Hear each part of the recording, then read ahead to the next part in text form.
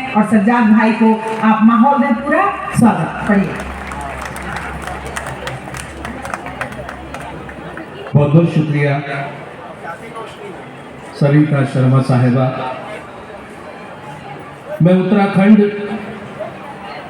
जहाँ पर जोशीमठ, केदारनाथ, बद्रीनाथ, उससे भी आगे की जगह है और मुशायरा एक ऐसी चीज है जो वहां पर भी होने लगा है और जंगल में होने लगा जहाँ पर आदिवासी आदमखोर लोग रहते हैं, वहां मुशायरा था। मैं भी मधु था।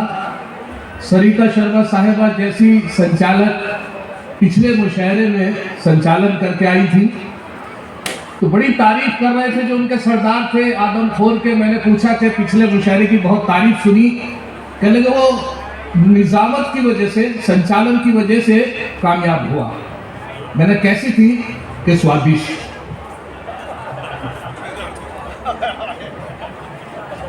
अगर एक शेर की झंझट कभी चोरी का पड़ता हूं, अगर एक शेर भी झंझट कभी चोरी का पड़ता हो, उठाकर आसमां सर पर सभी शायर बिगड़ते हैं, मगर नाज़िमे आला को कोई कुछ नहीं कहता जो दौरान निजामत दूसरों के शेर पढ़ते हैं।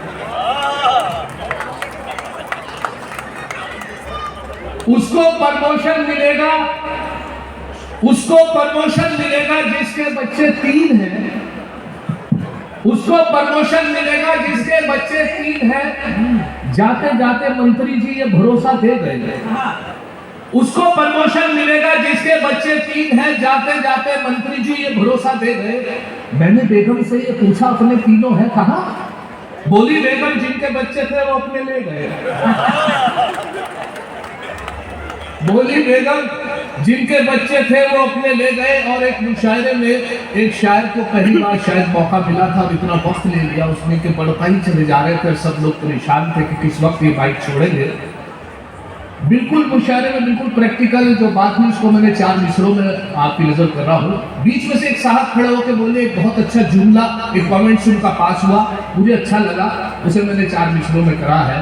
जब बहुत देर काफी देर पढ़ते रहे तो एक साहब ने कमेंट्स किया, वो कमेंट सुने और ये 4 मिसरे। एक शायर बाहर से आया हिंदुस्तान में, एक शायर बाहर से आया हिंदुस्तान में, एक छेड़ी नज्म लंबी उसने लंबी तान में।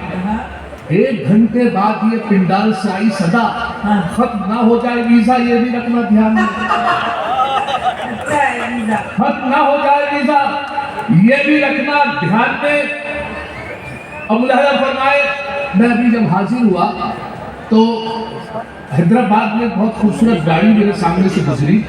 उसके पीछे जब वो आगे चली गई तो पीछे की तरफ एक स्लोगन लिखा था, सावन को आने दो। लिखवा लेते हैं लोग अपनी मोहब्बत की वजह से, तो उसमें लिखा था सावन को आने दो। मैं पढ़ ही रहा था तो पीछे से ट्रक आया, उसको जोरदार टक्कर मार दी। टक्कर लगी तो मैंने ट्रक के पीछे देखा तो उसमें लिखा था आया सावन झूम के। हम जहां जाए वहां लफड़ा न हो, हम जहां जाए वहां लफड़ा न हो। दोस्तों झंझट है लंबी नाम के, क्या करेंगे नाम ऐसा मिल गया, वरना हम भी आदमी थे काम के।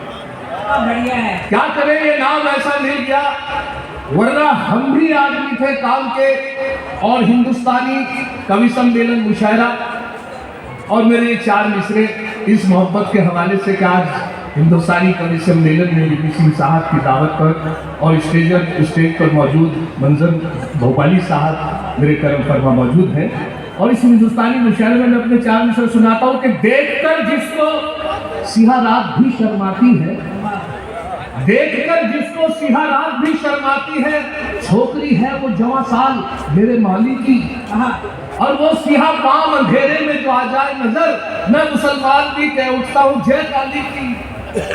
मैं मुसलमान भी कह उठता हूँ जय काली की। और 4 मिसरों मुलाजा फरमाए कि एक दिन कर बैठा जुर्मे इश्क में, एक दिन कर बैठा जुर्मे इश्क में, अपनी थाने में हजामत हो गई। एक दिन कर बैठा जुर्मे इश्क में, अपनी थाने में हजामत हो गई। इत्तफाकन जज भी था आशिक मिजाज, इसलिए मेरी जमानत हो गई। एक दिन कर बैठा जुर्मे इश्क में, अपनी थाने में हजामत हो गई। इत्तफाकन जज भी था आशिक मिजाज, इसलिए मेरी जमानत हो गई। हजारों दिन मतलब लाजा फरमाए मैसे भाई, हजारों दिल तेरे वादे पे ऐसे टूट जाते हैं, हजारों दिल तेरे वादे पे ऐसे टूट जाते हैं कि जैसे हाथ से गिरते ही अंडे टूट जाते हैं।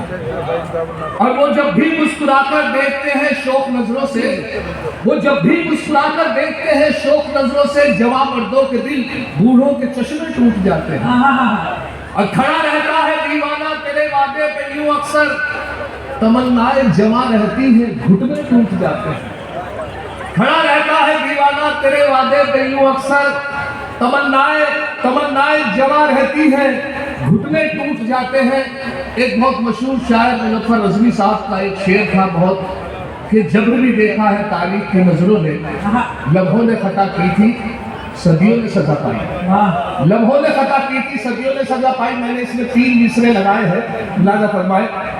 ये एक बार उसे मैंने बस आंख यूं ही मारी थी, वो बनके मेरी बेगम घर साथ चली आई। एक बार उसे मैंने बस आंख यूं ही मारी थी, वो बनके मेरी बेगम घर साथ चली आई।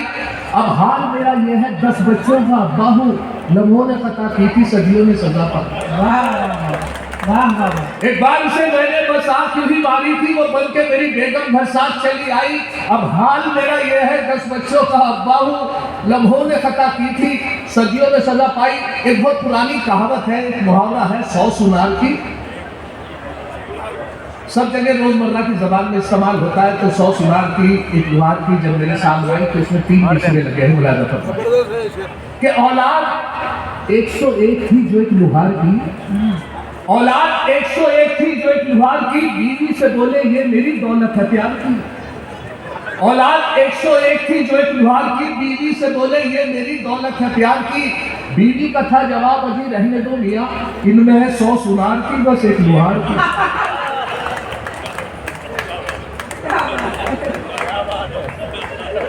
इनमें है 100 सुनार की।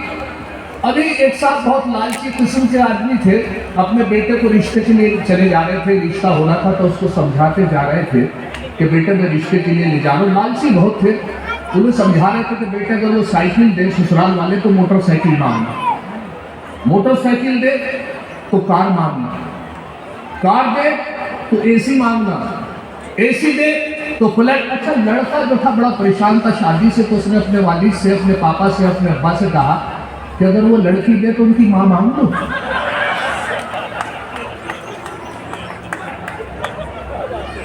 मजबूरी थी। अच्छा, इलेक्ट्रॉनिक कंप्यूटर दौर, मुझसे बोले एक साहब, कहने लगे झंझट साहब आप मुशायरे में रहते हो, मेरी बेटी का रिश्ता देखिए, आपको तो शहरों शहर घूमते हो। मैंने कहा हजरत आप कह रहे हैं मैंने चप्पल घिसी है, चप्पल ना घिसी, अगर इंटरनेट ईमेल से बड़े रिश्ते शादी होते हैं, अगर उनका सहारा लेकर तक शादी हो जाती।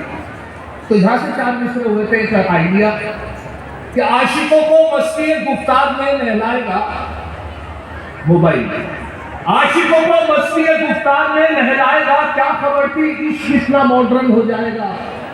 और रिश्ता गुफ्तर में अब कोई परेशानी नहीं, उसको मोबाइल दिला दो रिश्ता खुद आ जाएगा, उसको मोबाइल दिला दो रिश्ता खुद आ जाएगा। और इस लॉकडाउन में घर रहना पड़ा शायरों को। वाइफ की काफी बातें सुनने को मिली। एक दौरान मेरी वाइफ मुझसे कहने लगी जितना तुम्हारे में दिमाग है ना, इतना तो मेरा हर वक्त खराब है। और हालत ये रही, मैंने उनको इलेक्ट्रॉनिक कंप्यूटर दौर के हवाले से 4 मिसरे उनकी शान में कहे कि दिल है मेरा मोबाइल, दिल है मेरा मोबाइल तुम सिम हो मेरी जान, दिल है मेरा मोबाइल तुम सिम हो मेरी जान, है लाइफ टाइम रिचार्ज ये मोबाइल हमारा। वो बोली अगर सच है तो बस इतना बता दो, मोबाइल डबल सिम तो नहीं है तुम्हारा। दिल है मेरा मोबाइल तुम सिम हो मेरी जान, है लाइफ टाइम रिचार्ज ये मोबाइल हमारा। वो बोली अगर सच है तो बस इतना बता दो, मोबाइल डबल सिम तो नहीं है तुम्हारा।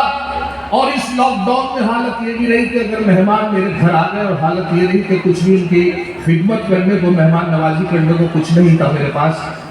मटन भी बनता, चिकन भी बनता जिससे मेहमान नवाजी हो सकती थी। घर में दालें थी, उसी दालों से 14-15 दिन तक उनकी खिदमत करी। सुबह उड़द की दाल की खिचड़ी बना के खिलाई, दोपहर को लौ की दाल खिलाई, शाम को मूंग की दाल खिलाई, फिर सुबह को मछली की दाल खिलाई, फिर उसके बाद मूंग की दाल। गरज ये के साथ उर्दू की तारीफ का मामला था, हमें नहीं पता था आज उर्दू की क्या तारीख है, चांद की क्या तारीख है। तो चांद की तारीख पापा कुछ कह रहे थे, 8 बता रहे थे, मैं 2 बता रहा था, भैया 9 बता रहे थे। तो मेहमान को जब दाल खाते हुए 14-15 दिन हुए, हम उनसे मुखातिब हुए। हमने कहा हजरत आप बताइए आज चांद की क्या तारीख है। कहने लगे चांद का तो पता नहीं, आज दाल की 14। अच्छा, जब उन्होंने हिसाब दिलाया तो मेरी वाइफ ने उनके लिए कहा कि आप इन्हें अंडा करी तो खिला सकते हैं। मेरा ये आइडिया अच्छा है। तो अंडा करी बनाने के बाद उनके सामने पेश की। अंडा करी को देखकर उनके चेहरे के तासुरात देखे बड़ा अफसोस हुआ, क्योंकि हम तो सोच रहे थे आज खुश हो जाएंगे मेहमान, लेकिन उन्हें एसिडिटी बनती थी या डॉक्टर ने बना कर रखा था या कोई और मामला था। तो उनके चेहरे के तासुरात देखकर अंडा करी से वो बड़ा पीछे को हट गए। तो यहाँ से 4 मिसरे अब्दुल-रहमान साहब कि अंडा करी को देखकर मेहमान ने ये कहा, अंडा करी को देखकर मेहमान ने ये कहा, माँ बाप से भी इनकी करा देते मुलाकात। अंडा करी को देखकर मेहमान ने ये कहा, माँ बाप से भी इनकी करा देते मुलाकात। झंझट ये बोले इनके तो माँ बाप नहीं है, फिलहाल इन यतीम के ही सर पे रख दो।